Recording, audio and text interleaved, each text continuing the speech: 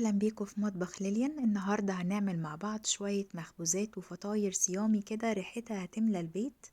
هنعمل جزء منها محشي بنوعين من الحشوة، وفي جزء هنعمله سادة زي ما انتوا شايفين لونها ومستوية حلوة قوي وطرية وهشة جدا، وبتبقى حلوة قوي نفطر منها، وكمان بينفع بعد ما تبرد خالص نشيلها في الفريزر ونطلع منها كل ما نحتاج. واحلى حاجة ان مكونات العجينة بسيطة جدا، وممكن انتوا تعملوا اي حشوات تانية مختلفة عن دي.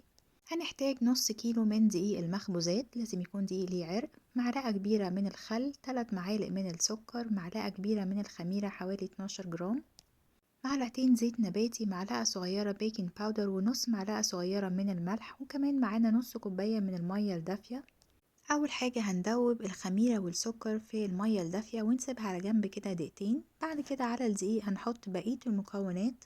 بعد كده هنجيب العجان بتاعنا بقى ونحط خليط الخميرة والسكر والمية ونركب الهوك او اللي هو الخطاف ونبتدي نعجن العجينة بتاعتنا. احنا حطينا لحد دلوقتي نص كوباية بس من المية، هنحتاج حوالي كوباية كمان من المية الدافية، بس مش هنحطها مرة واحدة، هنحطها كده واحدة واحدة، وكل شوية نشوف العجينة بتاعتنا علشان نتأكد ان احنا ما نزودش المية. كل شوية كده بنوقف العجينة نتأكد نشوف هي لسه ناشفة طرية محتاجة مية تاني ولا لأ. طبعا كل المخبوزات اللي بنعملها لازم تتعجن فترة من 7 ل10 دقايق حسب انتوا بتعجنوها بايديكوا او بالعجان.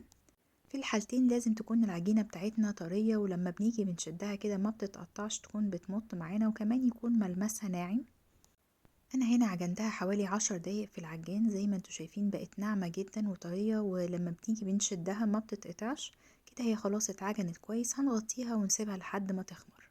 بعد ما سيبنا العجينة بتاعتنا لغاية ما حجمها اتضاعف، هنبتدي نطلعها من البولة ونحط رشة من الدقيق كده، وهنقسم العجينة بتاعتنا على 3 قطع. أنا هعمل كل جزء من دول نوع مختلف.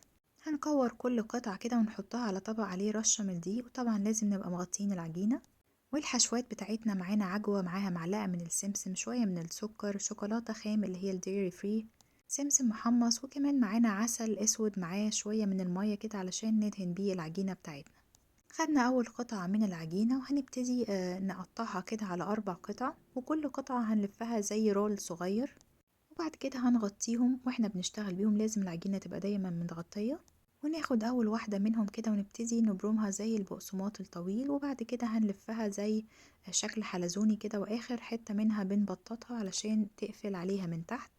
نعمل نفس الشكل تاني. لو لقيتوا العجينة مش بتفرد معاكوا سيبوها تريح دقيقتين، واهم حاجة تقفلوها كويس من تحت علشان وهي بتخمر او بتستوي ما تتفتحش. بعد كده هندهنها بخليط العسل الاسود والمية، وهنرش عليها رشة من السكر.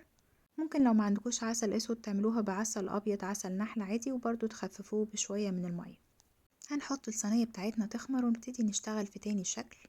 هنحتاج رشة من الدقيق كده على الكاونتر وكمان على النشابة، ونحاول نفرد الكرة بتاعتنا على شكل دايرة على قد ما نقدر، نحاول نظبطها كده من كل ناحية لغاية ما تدينا شكل دايرة مظبوطة. بعد كده هنقسم الدايرة دي كأننا بنقطع بيتزا على 4 مثلثات، وبعدين كل مثلث على مرتين، فالمفروض تدينا 8 قطع. وهنبتدي نحشيها بالشوكولاتة الخام زي الكرواسون كده. أهم حاجة ان احنا نقفل كويس على الشوكولاتة من الطرفين قبل ما نلفها علشان ما تطلعش وهي بتستوي ما تسحش. وبعد كده نحطها في الصينية ونقوصها كده شوية علشان تدينا شكل الكرواسون. طبعا هندهنها برضو بخليط العسل الأسود. وكل ما نخلص صينية بندخلها جوه الفرن طبعا مطفي علشان تخمر. اخر كورة معانا هنعملها شكل زي مستطيل، هنفردها بشكل مستطيل برضو بالنشابة ورشة دقيق كده فوق العجينة وتحت العجينة، ونبتدي نفردها لغاية ما نظبط الشكل بتاعنا. ولو في زيادات من الجنبين كده ممكن نقطعها بالسكينة علشان نظبط شكل المستطيل اللي احنا عايزينه. والشكل ده احنا هنعمله زي كده الباتيه او زي رول، هنقسمهم على 6 مستطيلات. يعني هنقسم المستطيل الكبير بتاعنا بالنص، وبعدين نقسمهم بالطول على 6 قطع، ونبتدي نحشيه بحشوة العجوة اللي بالسمسم اللي احنا عملناها. ونلف العجينة رول كده على العجوة بتاعتنا ونقفلها كويس من تحت علشان ما تفتحش وهي بتخمر. طبعا انتوا ممكن تستخدموا اي نوع حشوة تاني غير العجوة او الشوكولاتة، ممكن تستخدموا مربى، ممكن تستخدموا زيتون او جبن، اي حشوة زي ما انتوا عايزين. اخر قطعتين دول كانوا من زيادات العجينة، حطينا فيهم كده قطعة من العجوة وقفلناهم كده زي الساندوتش، وهنعملهم رول كده صغنن ونبططهم بايدينا زي مستطيل. الشكل ده بيبقى لذيذ قوي. وبعد كده هنجيب سكينة ونقطعها كده بالورب علشان تدينا شكل زي ورقة الشجر. طبعا العجوة مفيش مشكلة انها تبقى مفتوحة، مش هتخرج يعني في التسوية. بعد كده ندهن العجينة بتاعتنا بخليط العسل الأسود ونحط عليها السمسم عشان نبقى عارفين ان دي حشوة العجوة. وبعد كده هنسيب كل الصواني بتاعتنا تخمر لغاية ما حجمها يتضاعف مرة تاني. بعد ما يخمروا هندخلهم الفرن على درجة حرارة 220 أو 450 فahrenheit. هياخدوا بالظبط من 7 ل10 دقايق وتبقى عينينا عليهم، وهتلاقيهم طلعوا باللون الجميل دوت. كل ما صينية تخرج من الفرن ندهنها على طول بخليط من العسل النحل والمية علشان يديها لمعة كده حلوة. ولو عايزين تشيلوا جزء منهم في الفريزر نستنى لما يبردوا خالص، وبعد كده نشيلهم في علب الفريزر أو في أكياس الفريزر. زي ما انتوا شايفين شكلهم وطعمهم يجنن. جربوهم بالطريقة دي وقولولي رأيكم، وأشوفكم في وصفة تانية. Thank you.